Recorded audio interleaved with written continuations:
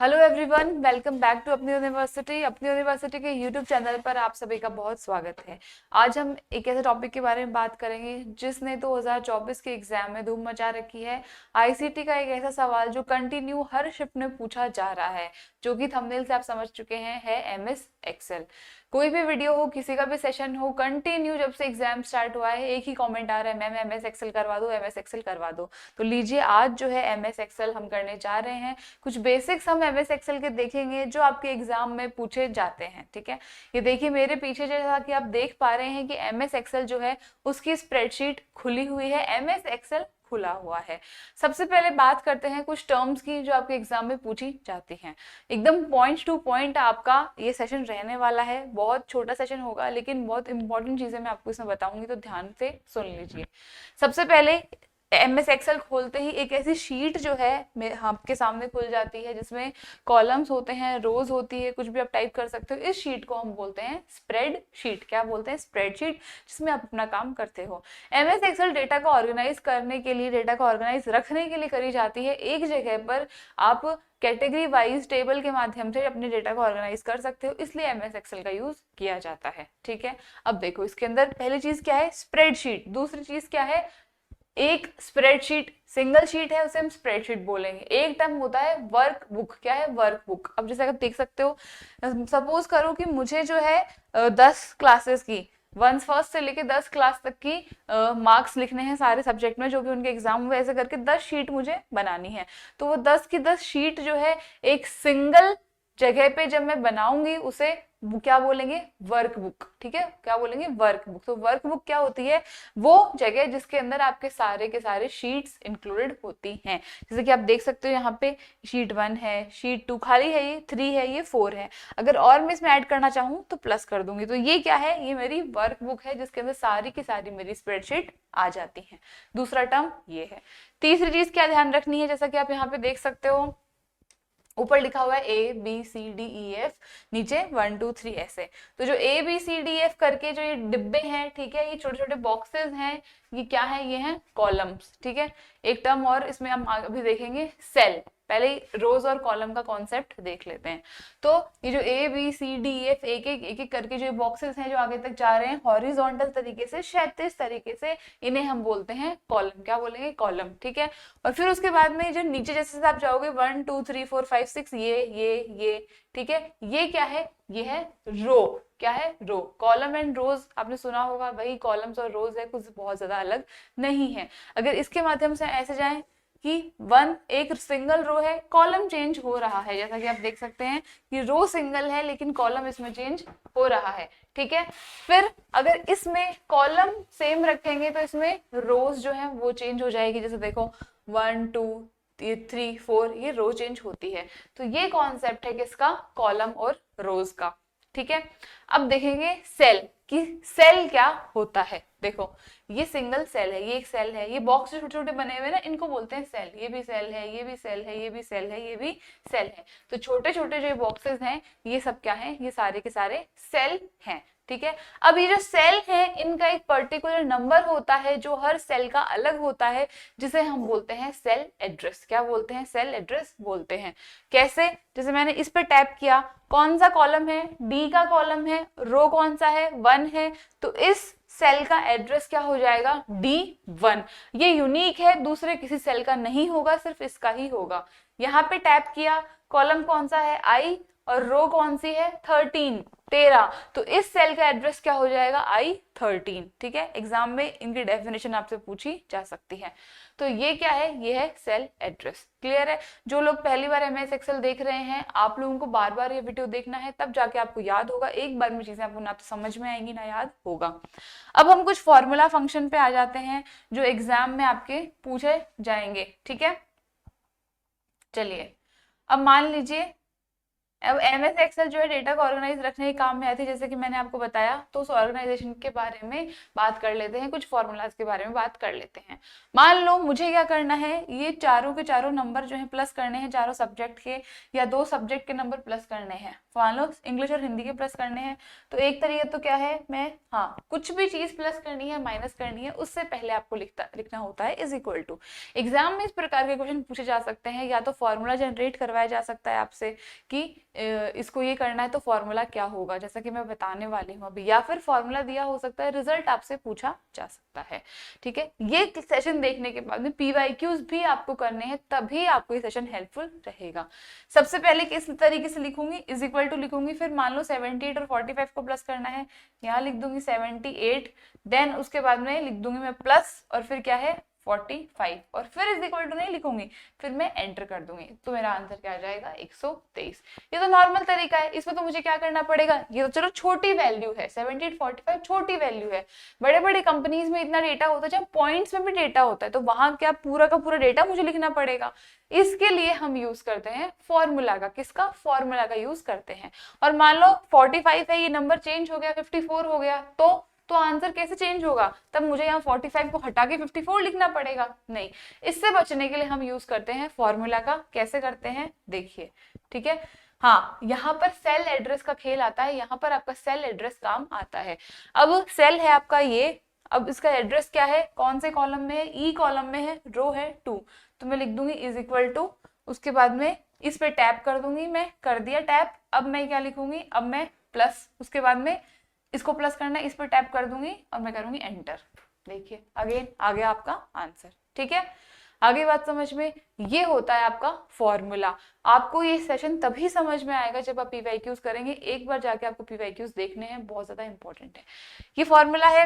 अब मान लो मुझे इसमें चलते हैं, इसमें मान लो मुझे सी को 89 को और 43, सी और ई को प्लस करना है। सी जो है फिर से लिखते हैं इज इक्वल टू, ठीक है। अब उसके बाद में देखते हैं, अब क्या है, सी में करना है मेरे को, कौन से को, C3 को, तो मैं यहाँ लिख दूंगी C3। ठीक है, अब उसके बाद में प्लस का निशान लगा दिया। अब किसको करना है, मान लो इसको करना है ई को, E3 को, ये लिख दिया। अब कर देंगे एंटर, आ गया आंसर। तो इस तरीके से जो एमएस एक्सेल में फॉर्मूलाज का यूज करा जाता है। अब एक चीज और आती है जिसे हम बोलते हैं फंक्शन। क्या बोलते हैं, फंक्शन। फंक्शन जो है प्री डिसाइडेड होता है, फॉर्मूला आप चेंज कर सकते हो।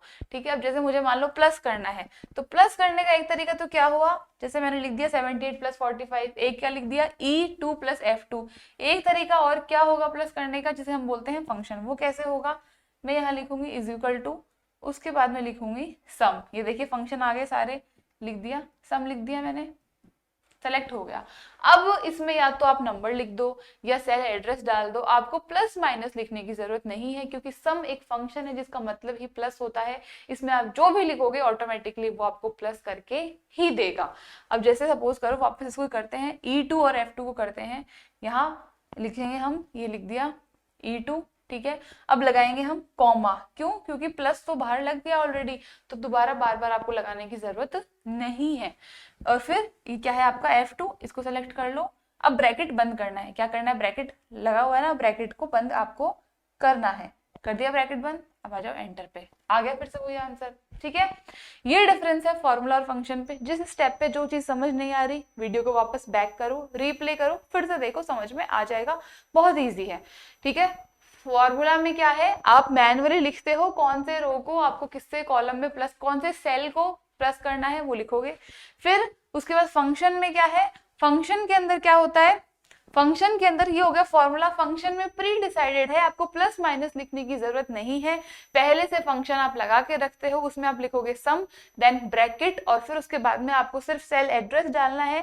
सेल एड्रेस डालते ही आपका सॉल्यूशन अपने आप आपके सामने आ जाएगा। क्लियर है, हो गया। अब देखो, अब मान लो मुझे इन चारों को प्लस करना है एक साथ, ठीक है, टोटल मार्क्स, तो मैं क्या करूंगी, यहाँ पर मान लो मैंने लिखा इज इक्वल टू सम। एक तरीका तो क्या है, एक तरीका ये है कि मैं क्या करूं, एक एक सेल एड्रेस को लिखूं, मैं लिखूं C2 D2 E2 F2। एक तरीका तो ये होगा कि सारे के सारे सेल एड्रेस को मैं लिखूं। एक तरीका क्या हो सकता है, सम लिख दिया, अब मैंने C2 सेलेक्ट कर लिया, अब मैं लगाऊंगी कॉलन। कॉमा नहीं, कॉलन, क्या कॉलन, COLON, जो 2 डॉट के ऊपर नीचे निशान आते हैं उसे बोलते हैं कॉलन। कहाँ है कीबोर्ड में कॉलन, ठीक है, ये रहा, तो हम इसमें लगा देंगे कॉलन। अब कॉलन के बाद में आ गया C2 को मिटाएंगे। अब मेरे को एक सेलेक्ट करना है F2, मैंने लिख दिया F2। अब मैं कर दूंगी ब्रैकेट को बंद, अब मैं कर दूंगी एंटर। तो मेरे जो है ये सारे के सारे चारों सब्जेक्ट का टोटल मेरे सामने आ गया, ठीक है। आगे बात समझ में? तो जी ये है आपका फंक्शन और फॉर्मूला का खेल। अब इसमें एक चीज और होती है, वो क्या है देखिए। अब मान लो मुझे इन सबको प्लस करना है, सेम चीज मुझे पांचों बच्चों के साथ करनी है, तो या तो मैं मैन्युअली बार बार सम लिखूं, फिर वो लिखूं, फिर उसके बाद लिखूं, फिर लिखूं। एक तरीका तो ये है कि जिसके अंदर सारे के सारे सेल एड्रेस है, मैं बार बार लिखूं और फिर आपका आंसर आए। एक तरीका और है जिसे हम क्या कहते हैं, ये देखिए, यहाँ पे मैं जैसे ही टैप करूंगी, यहाँ पे आपको करना होगा माउस का यूज। इस पे मैंने टैप किया, इसको रब कर देते हैं एक बार, इस पर टैप कर दिया। अब मेरे पास माउस है, आप लोग जो है माउस को यूज करके ही आप ये कर पाएंगे। अगर आपके पास लैपटॉप उसमें कर लीजिए, या फोन से माउस अटैच कर लीजिए, या किसी फ्रेंड के लैपटॉप में आप देख लीजिए। अब देखो, एक तो नॉर्मल प्लस का निशान आ रहा है, एक जैसे आप इस कॉर्नर पे जाएंगे ये एक दूसरा प्लस बन जाता है, तो इसको पकड़ के मुझे क्या करना है, नीचे तक ड्रैग कर देना है। देखा, जैसे ही ड्रैग करा क्या हुआ, ये जो ऊपर फंक्शन लगाया था वही फंक्शन सारे के सारे सेल में अपने आप लग गया और आंसर मेरे सामने आ गया। क्लियर है? ठीक है, अब आई बात समझ में। इसके अंदर क्या करा हमने, सारे के सारे जो है इसको पकड़ा मैंने और उसके बाद नीचे मैंने इसको ड्रैग कर दिया, जिससे क्या हुआ, सारे के सारे जो आपके सब्जेक्ट के मार्क्स थे वो उसने मुझे प्लस करके दे दिए। क्लियर है? मैं एक एक करके लिखती, उसके बजाय मैंने क्या करा, मैंने एक साथ वो ड्रैग कर दिया, फॉर्मूला सब में अप्लाई हो गया। सेम यही चीज मैं यहाँ भी कर सकती हूँ। जैसे मान लो मुझे मैथ्स के सारे मार्क्स प्लस करने हैं, तो मैं क्या करूंगी, सबसे पहले यहाँ लिख दूंगी इज इक्वल टू, फिर मैं यहाँ लिख दूंगी सम, ये रहा सम का फंक्शन, ठीक है, लिख दिया सम। अब सबसे पहला क्या है, C2 है, ठीक है, तो इसको C2 को सेलेक्ट कर लिया। अब मैं लगाऊंगी कॉलन, क्या लगाऊंगी, कॉलन रेंज जिसे बोलते हैं, लगा दिया मैंने कॉलन। अब मैं सिलेक्ट करूंगी इसको C6 को। अब मैं करूंगी ब्रैकेट बंद, कर दिया ब्रैकेट बंद। अब मैं करूंगी एंटर, ये देखिए आ गया आंसर, ठीक है। अब मुझे सेम चीज जो है बाकी सारे सब्जेक्ट्स के लिए भी चाहिए, तो सेम चीज बार बार लिखने के बजाय मैं क्या करूंगी, ये मैंने लिया माउस, यहाँ इसको पकड़ा और इसको ऐसे ड्रैग कर दिया, ये देखो सबका जो टोटल है इसने मेरे सामने लाके रख दिया। Clear everyone? आई बात समझ में आपको, किस तरीके से आपके फॉर्मूला और फंक्शन जो है काम करते हैं। ये जो प्रोसेस है जिसमें हमने क्या किया था कि एक सेल में जो फॉर्मूला हमने लगाया था सेम वही फॉर्मूला बाकी सारे सेल के लिए हमने यूज कर लिया, इस प्रोसेस को बोलते हैं सेल शिफ्टिंग। क्या बोलेंगे, सेल शिफ्टिंग। ये टर्म आपको याद रखना है, आपके एग्जाम के लिए बहुत इंपॉर्टेंट है। तो आज के सेशन में हमने क्या देखा कि जितनी भी सारी MS एक्सेल की इंपॉर्टेंट फॉर्मूलाज थे, ठीक है, वो देखे, फॉर्मूला कैसे अप्लाई करते हैं वो देखा, कुछ टर्म्स देखे। क्या देखा, सबसे पहले हमने देखा सेल क्या होता है, देन सेल एड्रेस क्या है, रो क्या होता है, कॉलम क्या होता है, स्प्रेडशीट क्या होती है, ठीक है, वर्कबुक क्या होती है। ये सारे के सारे टर्म्स आपको याद रखने हैं। लास्ट में जाने से पहले एक क्वेश्चन है आपके लिए, मुझे आप सब लोग कमेंट करके ये बताएंगे कि MS एक्सेल किस प्रकार का सॉफ्टवेयर है, प्रोप्राइटरी सॉफ्टवेयर है, एप्लीकेशन सॉफ्टवेयर है या सिस्टम सॉफ्टवेयर है। ये क्वेश्चन भी आपके एग्जाम में पूछा गया है और आगे भी पूछा जा सकता है। अब सारा थ्योरी पार्ट जो है वो हमने कर लिया है। अब आपको क्या करना है, जितने भी PYQs आए हैं वो सारे के सारे आपको जाकर के करने हैं। PYQs आपके ऐसे ही आते हैं, एक स्प्रेडशीट आपके सामने दे दी जाएगी, फिर फॉर्मूला आपसे पूछा जाएगा, या तो ये होगा, वो तरीका भी मैंने आपको बता दिया, फॉर्मूला कैसे लिखते हो, फॉर्मूला और फंक्शन में क्या डिफरेंस है वो भी हमने देख लिया, या फिर आपको फॉर्मूला दे दिया जाएगा और उसका रिजल्ट पूछा जाएगा। फॉर एग्जांपल आपको E2 प्लस F2 लिख दिया जाएगा इस शीट के नीचे, देन आपको बताना है कि E2 प्लस F2 का रिजल्ट क्या होगा, तो आप बता देंगे 78 प्लस 45, ठीक है। तो इस तरीके से आपके सवाल बनते हैं और ये सारे के सारे सवाल आपको PYQs में जाकर के देखने हैं। इसके अलावा अगर आपका कोई भी डाउट है तो feel free to post it in the comment section, उसका जवाब दिया जाएगा। और मैं फिर से बोल रही हूँ कि इस बार बार MS एक्सेल का क्वेश्चन रिपीट हो रहा है, ये छोड़ के नहीं जाना है, बहुत ज्यादा इंपॉर्टेंट है आपके एग्जाम के लिए, ठीक है। थैंक यू सो मच, मिलते हैं